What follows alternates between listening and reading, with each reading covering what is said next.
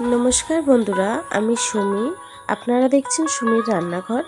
আমি এই কদিন ভিডিও দিতে পারিনি, আমার শরীরটা ভালো নেই, তার জন্য আজকে খুবই সিম্পল একটা রেসিপি নিয়ে চলে এলাম।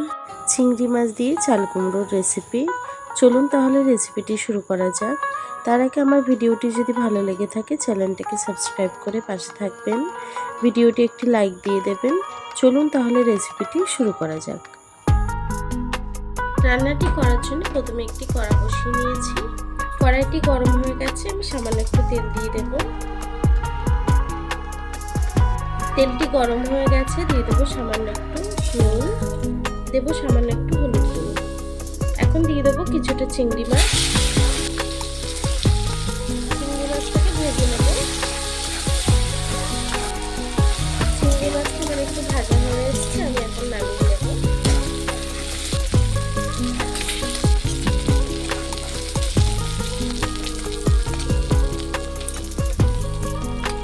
এই তেলের মধ্যে দিয়ে দেবো 4টে শুকনো লঙ্কা, দেবো একটু কালো জিরে ফোড়ন। এখন ফোড়নটাকে আমি একটু ভেজে নেব। এখন দিয়ে দেবো চাল কুমড়োটাকে। চাল কুমড়োটাকে আমি ভালো করে কুচিয়ে নিয়েছি, আলু কুচনোর মতো কুচিয়েছি। এখন সবটা দিয়ে দেবো। দিয়ে দেবো হলুদ গুঁড়ো,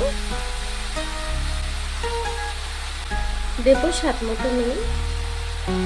আমরা আগেও তেলের উপর একটু নুন দিয়েছিলাম, নুনটা বুঝে দেবেন। এখন সব কিছুকে সুন্দর করে রান্না করে নেব। চাল কুমড়োটাকে দিয়ে সুন্দর করে রান্না করে নেব কিছুক্ষণ। আমি একটু নেড়ে ছেড়ে দিয়েছি। এখন ঢাকা দিয়ে কিছুক্ষণ রান্না করে নেব।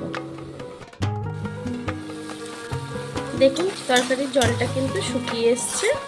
আমি আগে একবার নেড়ে ছেড়ে দিয়েছিলাম। এখন আমি ভেজে রাখা চিংড়ি মাছটি দিয়ে দেব। চিংড়ি মাছটাকে দিয়েও একটু নেড়ে ছেড়ে রান্না করে নেব কিছুক্ষণ। আমি এখনো কিছুক্ষণ তরকারিটিকে রান্না করে নেব।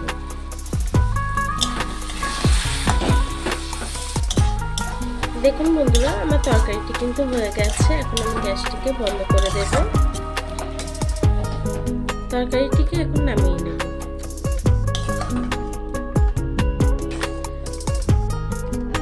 দেখুন কত সহজভাবে রান্নাটি করে নিলাম। বেশি সময়ের কিন্তু একদম প্রয়োজন নেই, আপনারা চাইলে চটজলদি এই রান্নাটি করে নিতে পারেন। আমার এই রান্নাটি কেমন হয়েছে কমেন্ট বক্সে জানাতে ভুলবেন না। আর এতক্ষণ ধরে আমার ভিডিওটি দেখার জন্য আপনাদেরকে অসংখ্য ধন্যবাদ।